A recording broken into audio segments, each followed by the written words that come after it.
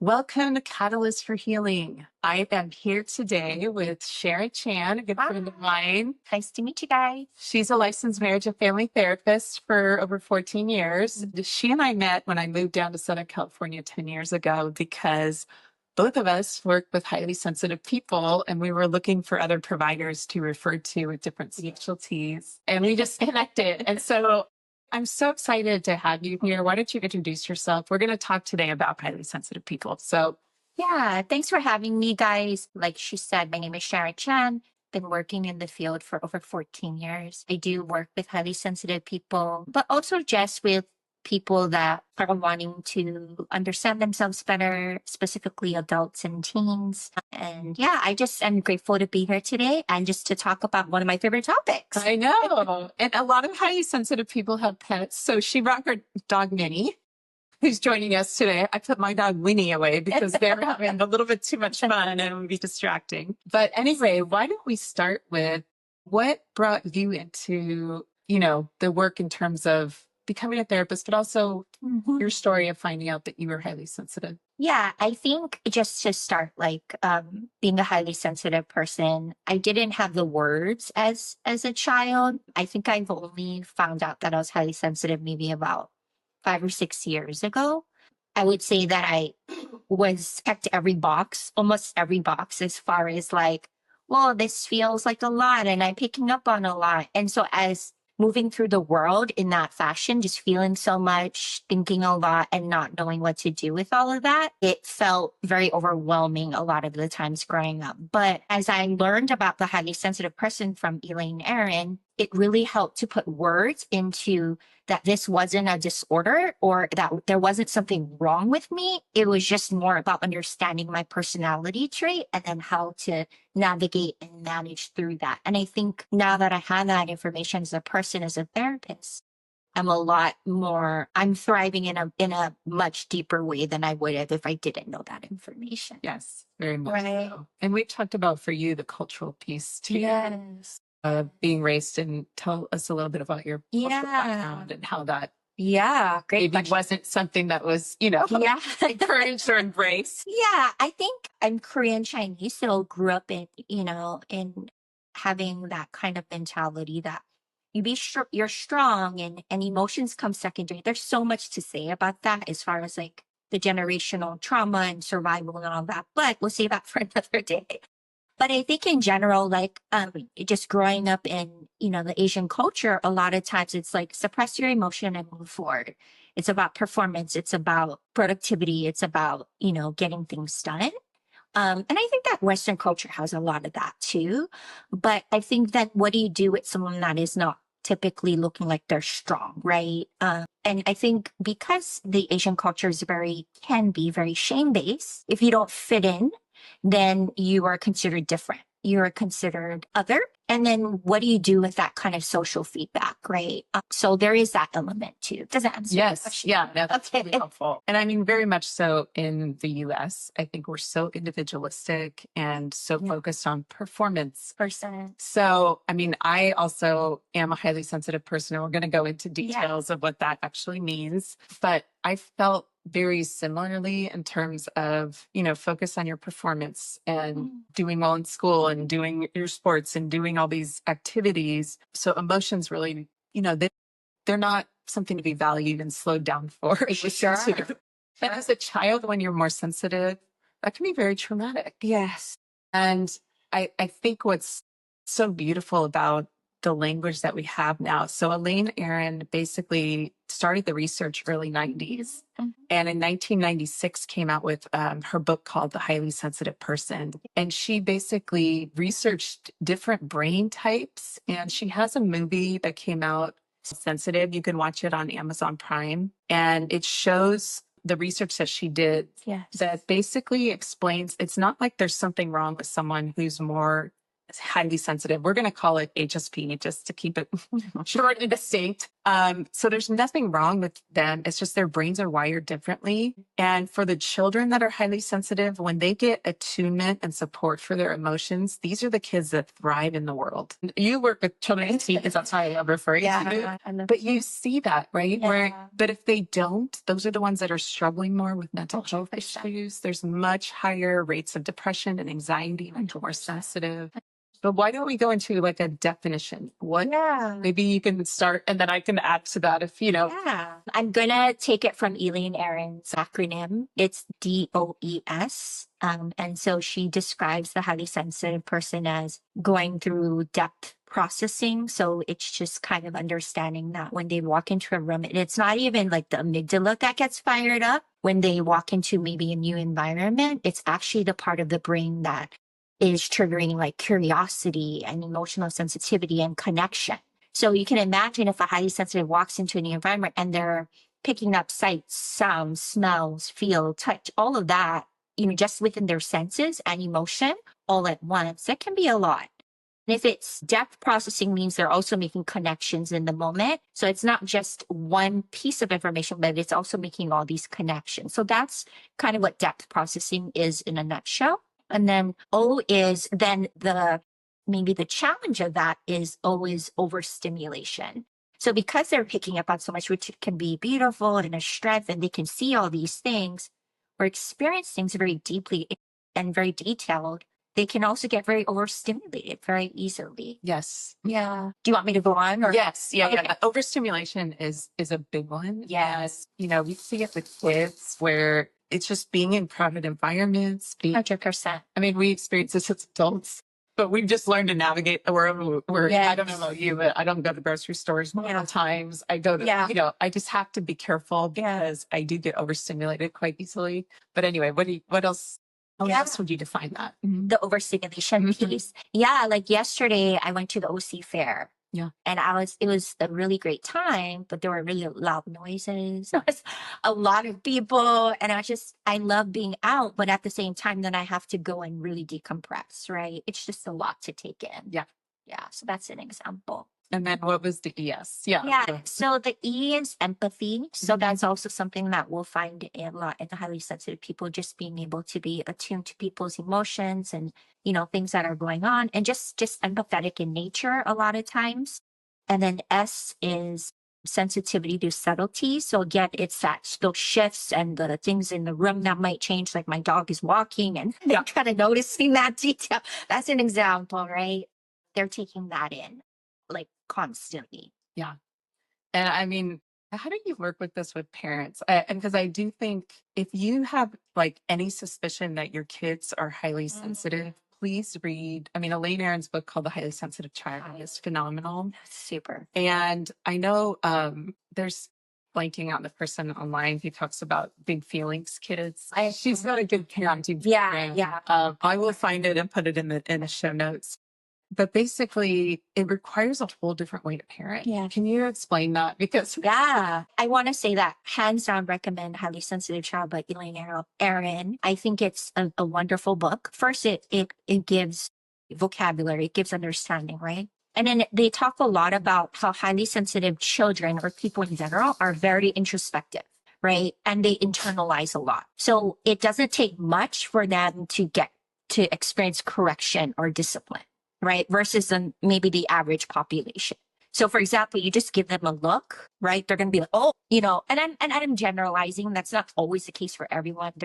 We're complex beings, right? With multiple pieces. But if you have a very highly sensitive individual and you just give them a look, like a kind of a mean stare, that could already awaken I'm doing something. I better check myself. So with that said, what would that look like for a highly sensitive child, right? They probably would need a lot of encouragement, a lot of praise, a lot of patience, a lot of validation, a lot of even, more teaching than actual like discipline.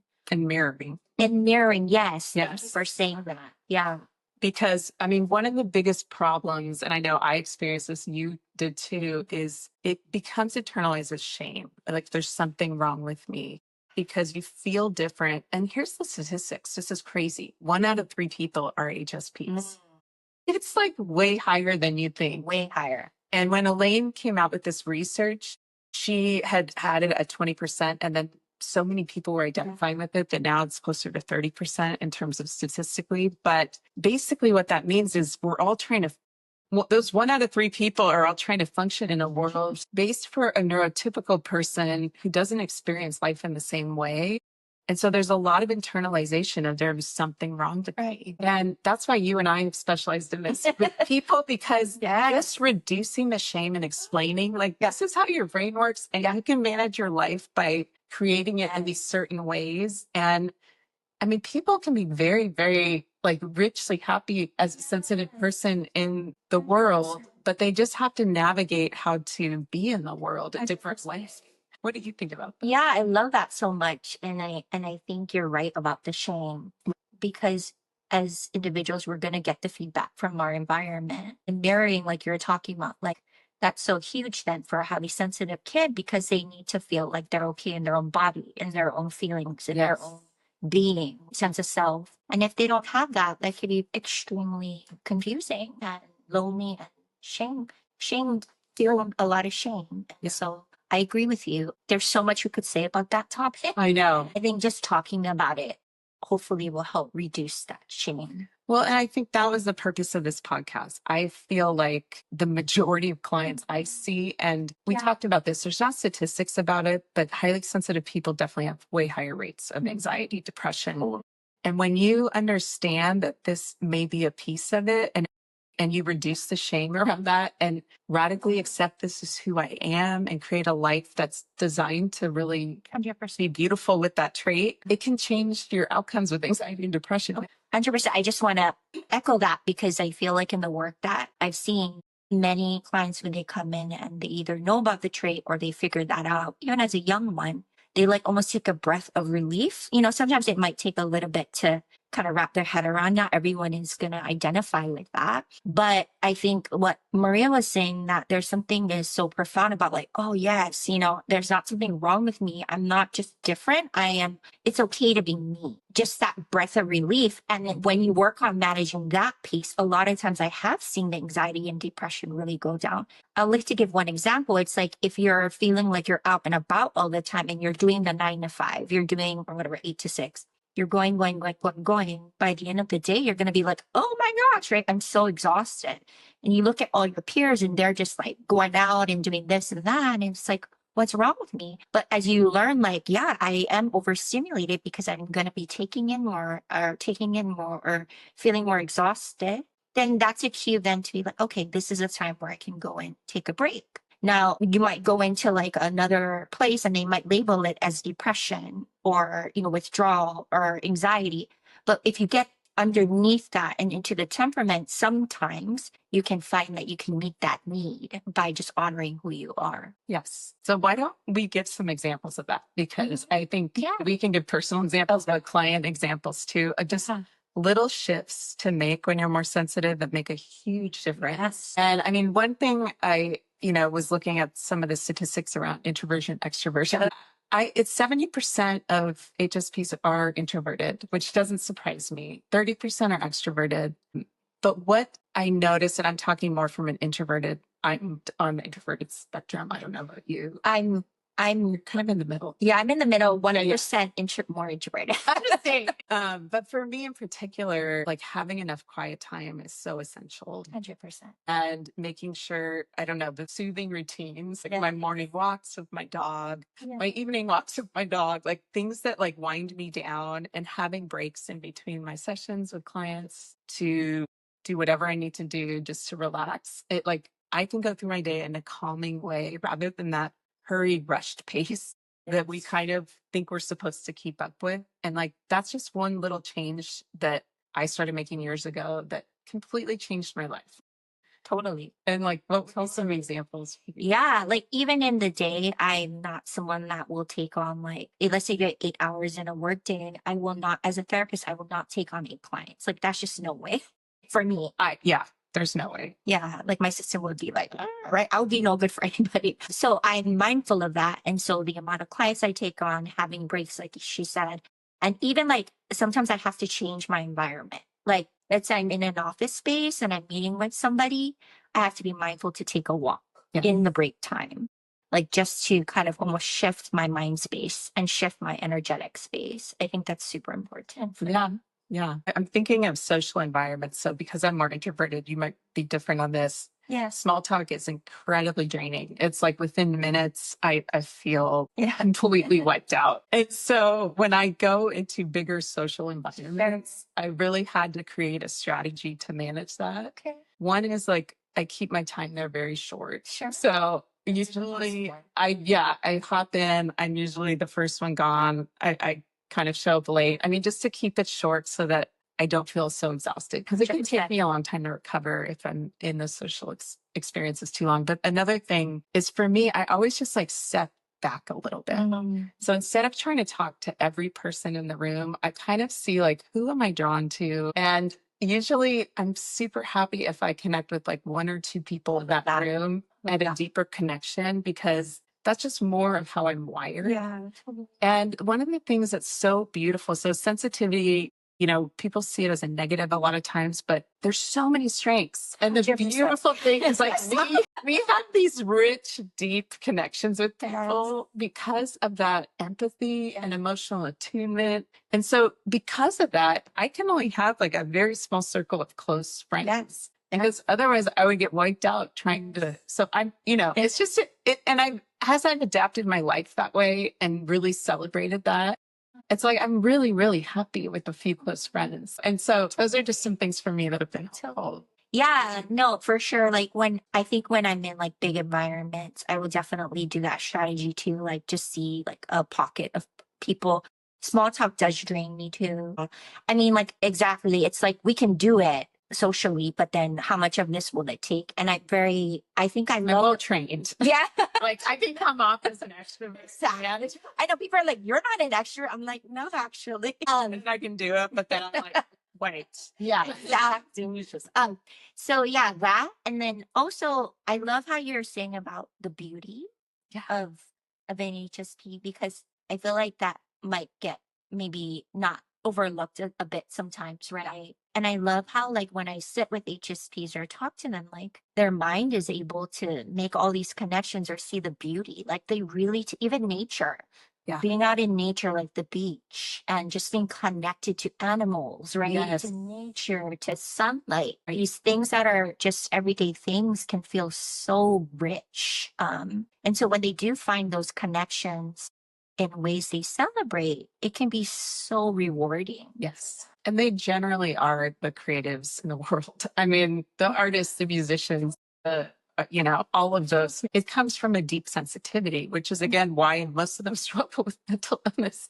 Because what happens is you feel things so deeply. So even though you're going to experience this huge range of joy, the pain is going to feel much more exacerbated as well. But when you have a good support network and people that are there supporting you, it's like the range of emotions is manageable. It's when you don't get the emotional support that it turns more into a mental health crisis. I 100% agree with that. Yeah. Yeah. I think you're striking such a great balance of finding your people. And what I'm also hearing is like being able to create your own rhythm and routines to honor yourself and what that might look like, right? Right. And to thrive in that, both of those. And again, I think for parents, one of my children is highly sensitive, and it takes a lot to attune to what they need. But once, if you're able to provide that level of attunement, I mean, these kids thrive in adulthood and become, because they don't feel shame about who they are. So it's just take that time to like really learn who your kids are and adapt to what they need.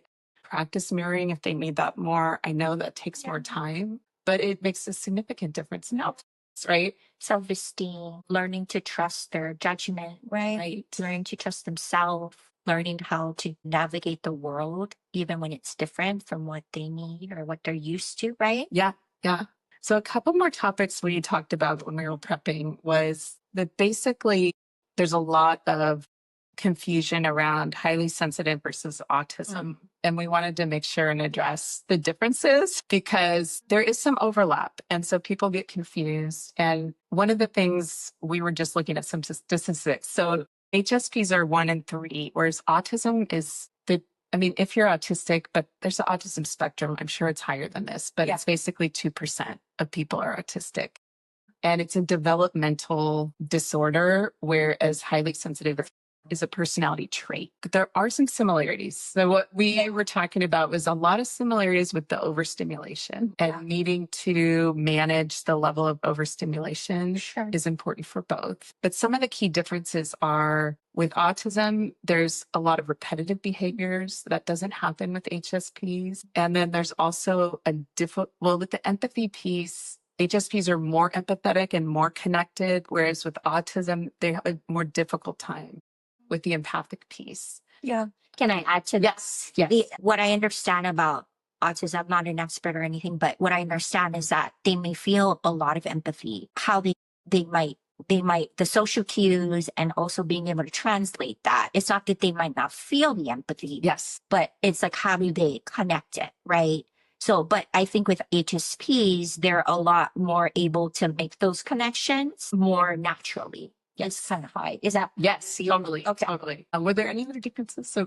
I think we talked about the thinking and the rigidity. Okay, there's a little bit more of the rigidity thinking. And then with HSPs, they do tend to like a soft, predictable schedule, like nothing like too rigid, but I think we function better with some routine. Every human functions better with routine, but like some level of routine and certainty. Whereas the autism, it needs like a very rigid schedule and structure, or that can be very upsetting if that gets changed. Totally. So those are just some of the main differences. The other trait that gets very confused with HSP is something called an empath. Would you like to describe what an empath is? Yeah.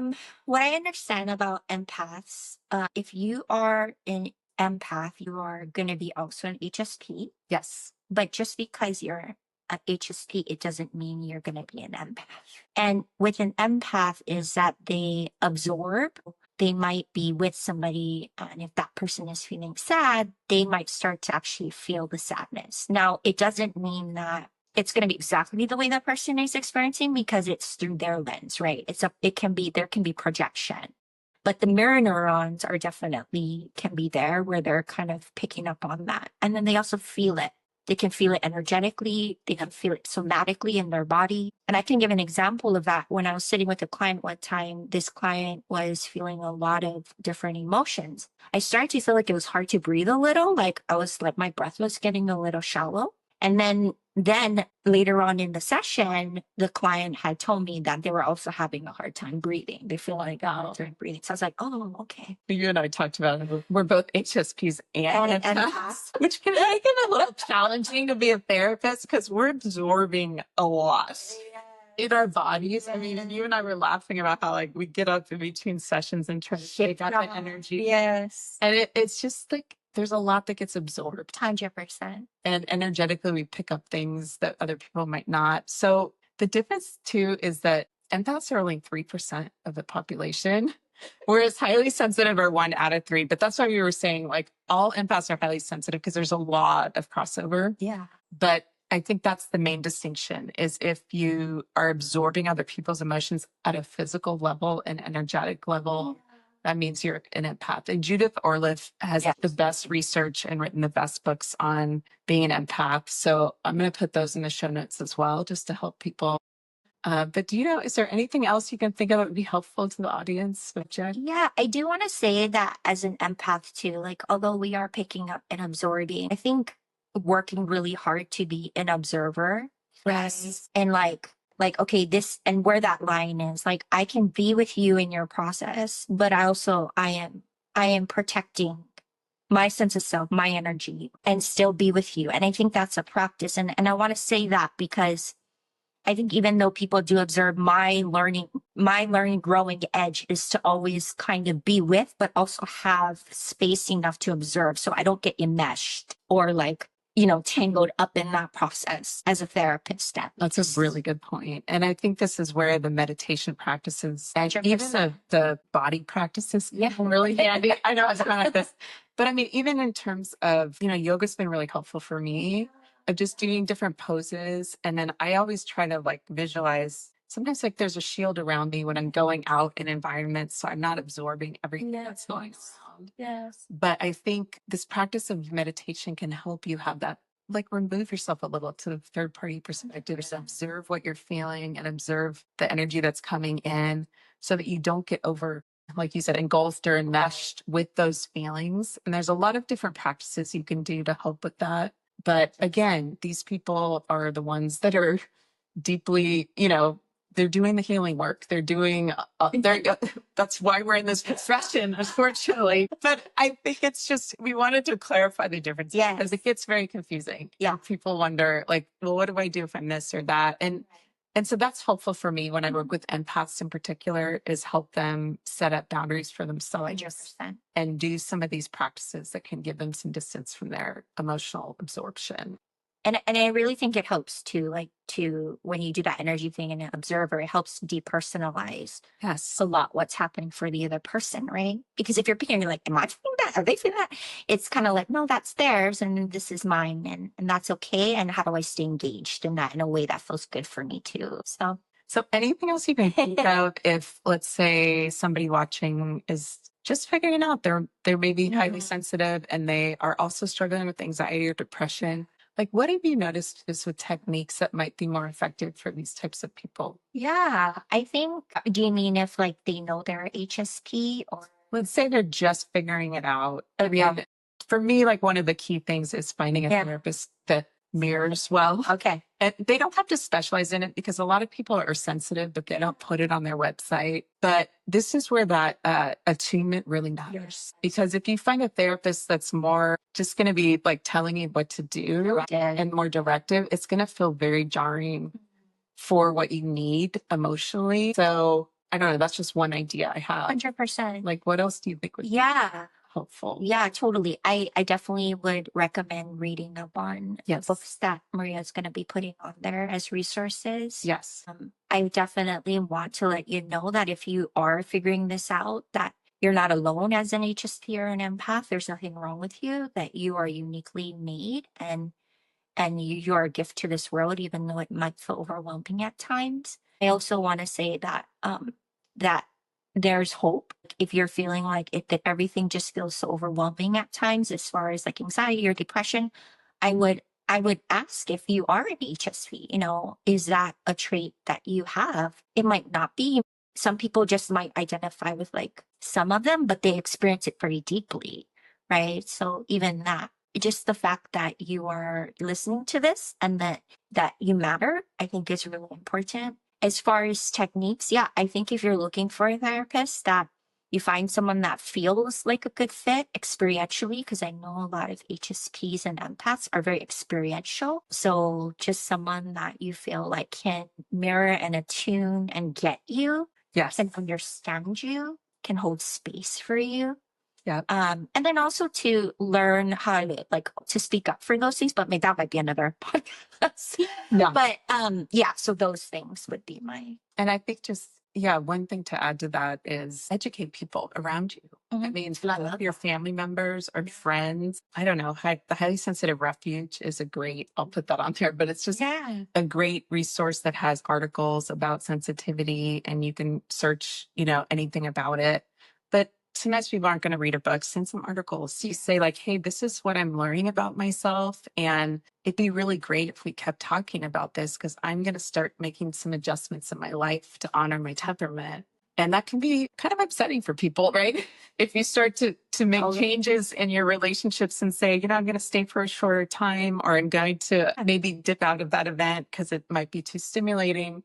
When you start to make these adjustments, people don't understand and they get confused or hurt. And so this way you're educating them ahead of time. And then you're kind of saying, remember how I told you I'm realizing I'm more sensitive, so I might need to do it this way. And it just it helps the people around you support you better.